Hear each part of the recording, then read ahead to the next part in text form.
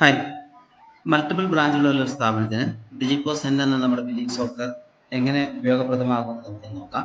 അതിനായിട്ട് നമുക്ക് നമ്മുടെ ഓരോ ബ്രാഞ്ചുകളെയും കോൾ സെൻ്റർ ആയിട്ട് ക്രിയേറ്റ് ചെയ്യാം. ക്രിയേറ്റ് ചെയ്യാനായിട്ട് മാസ്റ്ററിൽ കമ്പനി മാസ്റ്ററിൽ കോൾ സെൻ്റർ എന്ന ഓപ്ഷനാണ് കൊടുക്കുന്നത്. ഇതിൽ നമുക്ക് നമ്മുടെ ഓരോ ബ്രാഞ്ച് എവിടെയാണോ ആ ലൊക്കേഷൻ ബേസോ അല്ലെങ്കിൽ ആ ബ്രാഞ്ചിൻ്റെ പേരെന്താണോ ആ രീതിയിൽ കൊടുക്കാം. ഞാനിപ്പം എം.ആർഷ് കോട്ടയം എന്നൊരു ബ്രാഞ്ച് ക്രിയേറ്റ് ചെയ്തു. ആ ബ്രാഞ്ചിൻ്റെ അണ്ടറിൽ ഏതൊക്കെ വോച്ചേഴ്സ് വേണം, ഇപ്പോൾ സെയിൽ ചെയ്യണോ പർച്ചേസ് ചെയ്യണോ അങ്ങനെ ഏതൊക്കെ വോച്ചേഴ്സ് വേണമെന്ന് നമുക്ക് സെലക്ട് ചെയ്ത് കൊടുക്കാം. അപ്പം ഞാൻ എല്ലാ വോച്ചറും സെലക്ട് ചെയ്ത് കൊടുത്തിട്ടുണ്ട്, അത് ക്രിയേറ്റ് ചെയ്തു. ഇനി എം.ആർഷ് തൃശ്ശൂർ എന്നൊരു ബ്രാഞ്ച് ഇവിടെ ക്രിയേറ്റ് ചെയ്തു. അതിന് ഏതൊക്കെ വോച്ചേഴ്സ് വേണോ അത് ക്രിയേറ്റ് ചെയ്തു. അതേപോലെ തന്നെ ഒരു ബ്രാഞ്ച് ഇവിടെ കൊടുത്താണ്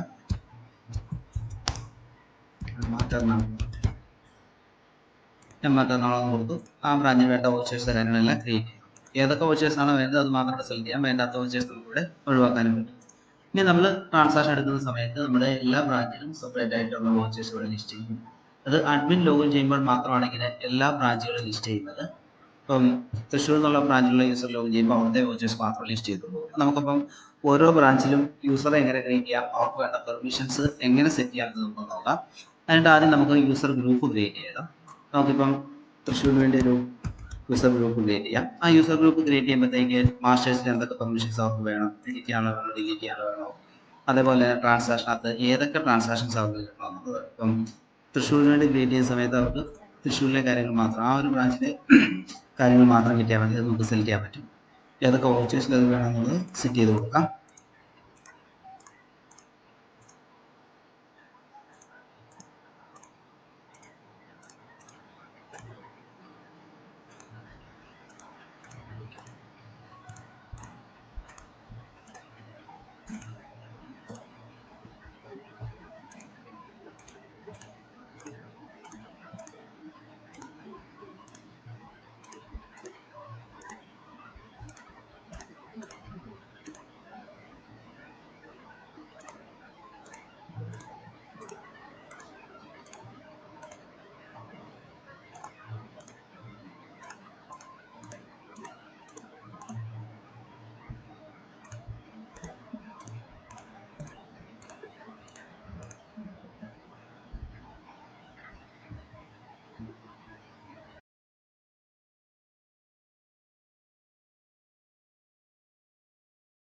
ഇപ്പം ഞാൻ എല്ലാ വോച്ചറുകൾക്കും അവർക്ക് പെർമിഷൻസ് എനേബിൾ ചെയ്തിട്ടുണ്ട്. ഇനി റിപ്പോർട്ട്സുകൾ, ഏതൊക്കെ റിപ്പോർട്ട്സുകൾ ആ യൂസറിൽ കിട്ടണം, സ്റ്റോക്ക് റിപ്പോർട്ട് കിട്ടണോ, പർച്ചേസ് റിപ്പോർട്ട് കിട്ടണോ, സെയിൽസ് റിപ്പോർട്ട് ആ യൂസർക്ക് ആവശ്യം പെർമിഷൻ വേണോ, അങ്ങനെ നമുക്ക് അവർക്ക് ഏതൊക്കെ റിപ്പോർട്ട്സുകൾ ആവശ്യമാണെന്നുള്ളത് ഇവിടെ സെലക്ട് ചെയ്ത് കൊടുക്കാം.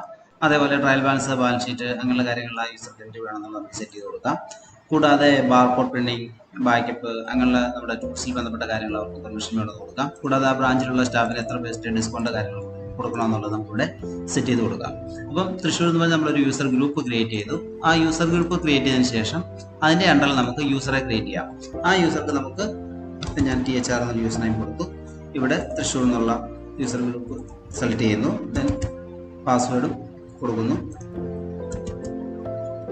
അതിനുശേഷം പാസ്വേഡ് റിക്കവറിക്ക് വേണ്ടിയുള്ള ഹിറ്റ് ക്വസ്റ്റ്യൻസ് കാര്യങ്ങൾ കൊടുക്കാം. കൂടാതെ പിന്നെ ലോഗിൻ ചെയ്യുമ്പോൾ ഉള്ള പിന്നെ കാര്യങ്ങൾ, ഇപ്പം യൂസർ നെയിം പാസ്വേഡ് പകരം പിൻ നമ്പർ വെച്ചിട്ട് നമുക്ക് ലോഗിൻ ചെയ്യാനുള്ള ഓപ്ഷൻസ് ഉണ്ട്, അതിനെ എനേബിൾ ചെയ്യാം. കൂടാതെ ആ യൂസർ ഏത് കോൾ സെൻ്ററിനെ ബേസ് ചെയ്താണെന്നുള്ളത് ഇവിടെ നമുക്ക് സെലക്ട് ചെയ്ത് കൊടുക്കാം. അപ്പോൾ ഈ ഒരു കോൾ സെൻ്ററുള്ള പെർമിഷൻസ് കാര്യങ്ങൾ മാത്രം അവർക്ക് കിട്ടുള്ളൂ. വേറൊരു കോൾ സെൻ്ററുള്ള റിപ്പോർട്ട്സോ സ്റ്റോക്കോ ഐറ്റംസോ കാര്യങ്ങളോ ഒന്നും അവർക്ക് പെർമിഷൻ ഉണ്ടായിരിക്കില്ല. കൂടാതെ അവിടുത്തെ ബില്ലിങ്ങിൽ നിൽക്കുന്ന സ്റ്റാഫ് ആണെന്നുണ്ടെങ്കിൽ കൗണ്ടർ മാനേജ്മെന്റ് നമുക്ക് എനേബിൾ ചെയ്യാൻ പറ്റും. അപ്പോൾ ബില്ലിങ്ങിന് ആവശ്യമായ കാര്യങ്ങൾ, ബില്ല് ചെയ്യുന്ന സമയത്ത് ഓപ്പണിംഗ് ബാലൻസ് കൊടുക്കുകയും ക്ലോസ് ചെയ്യുന്ന സമയത്ത് അക്കൗണ്ടിൽ എത്ര ബാലൻസ് ഉണ്ട് കാര്യങ്ങളൊക്കെ അവർക്ക് അറിയാൻ പറ്റും. ഇപ്പോൾ തൃശ്ശൂർ എന്ന് പറഞ്ഞാൽ ഞാനൊരു യൂസറെ ക്രിയേറ്റ് ചെയ്തു. ഇനി നമുക്കിത് എങ്ങനെയാണ് ബിഹേവ് ചെയ്തതെന്ന് നോക്കാം. നമുക്കിപ്പോൾ ട്രാൻസാക്ഷൻ എടുക്കുമ്പോൾ അഡ്മിൻ എടുക്കുന്ന സമയത്ത് എല്ലാ വോച്ചറിൻ്റെ അണ്ടറിലും നമുക്ക് ഓരോ ബ്രാഞ്ചിനനുസരിച്ച് വോച്ചേഴ്സ് ഉണ്ടാവും. അതേപോലെ തന്നെ അഡ്മിൻ ലോഗിൻ ചെയ്യുന്ന സമയത്ത് ഇപ്പോൾ ഡേ ബുക്ക് ആണെന്നുണ്ടെങ്കിൽ ഇവിടെ നമുക്ക് ഏത് ബ്രാഞ്ചിൻ്റെ ഡേ ബുക്കാണ് എടുക്കേണ്ടത് അത് സെലക്ട് ചെയ്യാൻ പറ്റും. അല്ലെങ്കിൽ എല്ലാ ബ്രാഞ്ചൂടെ കമ്പൈൻ ചെയ്ത് വേണമെങ്കിൽ അങ്ങനെ നമുക്ക് ഡേ ബുക്ക് എടുക്കാൻ പറ്റും. അതേപോലെ trial balance, balance sheet, profit and loss എല്ലാത്തിലും നമുക്ക് കോസ്റ്റ് സെൻ്റർ വൈസ്, അതായത് നമ്മുടെ ഓരോ ബ്രാഞ്ച് വൈസ് എടുക്കാൻ പറ്റും.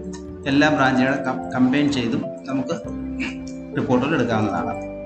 ഇപ്പം ട്രയൽ ബാലൻസ്, ബാലൻസ് ഷീറ്റാണ് ഞാൻ കാണിച്ചത്. ഇനി നമുക്ക് റിപ്പോർട്ട്സുകൾ നോക്കാം. റിപ്പോർട്ട്സിൽ വന്നു, സ്റ്റോക്ക് റിപ്പോർട്ട് എടുത്തു. സ്റ്റോക്ക് റിപ്പോർട്ട് എടുക്കുന്ന സമയത്തും നമുക്ക് ഇതേപോലെ തന്നെ കോസ്റ്റ് സെൻ്റർ ലിസ്റ്റ് ചെയ്യും. ഓരോ ബ്രാഞ്ചിനെ മാത്രമായിട്ട് നമുക്ക് സ്റ്റോക്ക് റിപ്പോർട്ടുകൾ എടുക്കാവുന്നതാണ്. അതല്ല എന്നുണ്ടെങ്കിൽ നമുക്ക് എല്ലാ ബ്രാഞ്ചിലും കൂടെ കമ്പൈൻ ചെയ്തിട്ടുള്ള സ്റ്റോക്ക് റിപ്പോർട്ട് നമുക്ക് എടുക്കാം. അത് നമ്മുടെ എല്ലാ റിപ്പോർട്ടിലും, സ്റ്റോക്ക് റിപ്പോർട്ടിലെ stock value report, consolidated categories, manufacturers, എല്ലാ റിപ്പോർട്ടിലും അത് ആപ്ലിക്കബിൾ ആണ്. അതേപോലെ തന്നെയാണ് സെയിൽസ് റിപ്പോർട്ട്.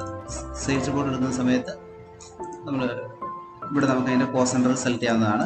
ഏത് ബ്രാഞ്ചിലെ റിപ്പോർട്ടാണ് വേണ്ടത്. അപ്പോൾ ആ ഒരു ബ്രാഞ്ചിലെ റിപ്പോർട്ട് തന്നെ കിട്ടും.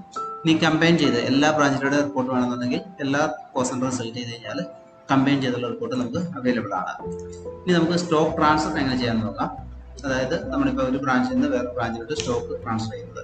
നമ്മൾ സ്റ്റോക്ക് ട്രാൻസ്ഫർ എടുക്കും.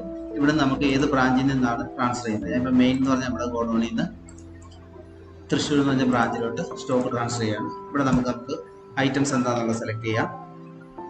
ഐറ്റം സെലക്ട് ചെയ്യുമ്പോൾ തന്നെ അതിൻ്റെ ബാച്ച് കാണിക്കും. Then quantity. ഇപ്പോൾ ഇതിൽ 15 ക്വാണ്ടിറ്റിയാണ് ഈ ഐറ്റത്തിലുള്ളത്. നമുക്ക് ഇതിൽ നിന്നൊരു 10 ക്വാണ്ടിറ്റി നമ്മുടെ തൃശ്ശൂർ ബ്രാഞ്ചിലോട്ട് ട്രാൻസ്ഫർ ചെയ്യണം. ഇപ്പോൾ ഞാൻ സേവ് ചെയ്യുന്ന സമയത്ത് നമ്മുടെ മെയിൻ ബ്രാഞ്ചിലെ സ്റ്റോക്ക് 10 ക്വാണ്ടിറ്റി തൃശ്ശൂർ ബ്രാഞ്ചിലോട്ട് മാറുകയാണ് ചെയ്തിരിക്കുന്നത്.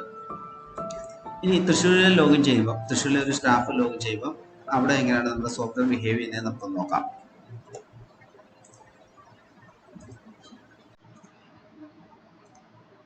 ഞാൻ നമ്മുടെ സോഫ്റ്റ്വെയർ ലോഗൗട്ട് ചെയ്തു. നേരത്തെ നമ്മൾ ക്രിയേറ്റ് ചെയ്ത യൂസർ നെയിമിൽ ലോഗിൻ ചെയ്യുകയാണ് ചെയ്യുന്നത്.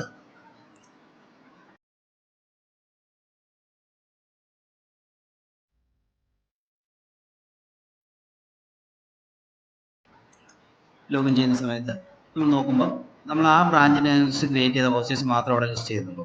നമ്മൾ അതിന് മാത്രമാണ് അവിടെ പെർമിഷൻ ഇട്ട് കൊടുത്തത്, വേറൊരു പെർമിഷനും കൊടുത്തില്ല. അപ്പം അവിടെ ലോഗിൻ ചെയ്യുമ്പോൾ ബാക്കിയുള്ള ഒരു ബ്രാഞ്ചിലെ ഒരു കാര്യങ്ങൾ നമുക്ക് ഉണ്ടാവും. അതേപോലെ റിപ്പോർട്ട്സ് എടുക്കുന്ന സമയത്തും ട്രയൽ ബാലൻസ് വാലിഡിറ്റിയൊക്കെ എടുക്കുന്ന സമയത്തും അവർക്ക് പെർമിഷൻസ് കിട്ടുന്നത് നമ്മൾ കൊടുത്തിട്ടുള്ള പെർമിഷൻ, നമ്മൾ ഡേമുകളിലൊന്നും പെർമിഷൻ കൊടുത്തിട്ടില്ല, അത് നമുക്ക് ആക്സസ് കിട്ടുന്നില്ല. മാത്രമല്ല കോസ്റ്റ് വൈസ് ബാക്കിയുള്ള റിപ്പോർട്ടുകൾ എടുക്കുന്ന സമയത്ത് ആ ബ്രാഞ്ചിലെ റിപ്പോർട്ടുകൾ മാത്രം അവർക്ക്, അത് നമ്മൾ പെർമിഷൻ കൊടുത്തിട്ടുണ്ടെങ്കിൽ മാത്രം ആ ബ്രാഞ്ചിലെ റിപ്പോർട്ട്സ് മാത്രം അവർക്ക് കിട്ടുകയുള്ളൂ.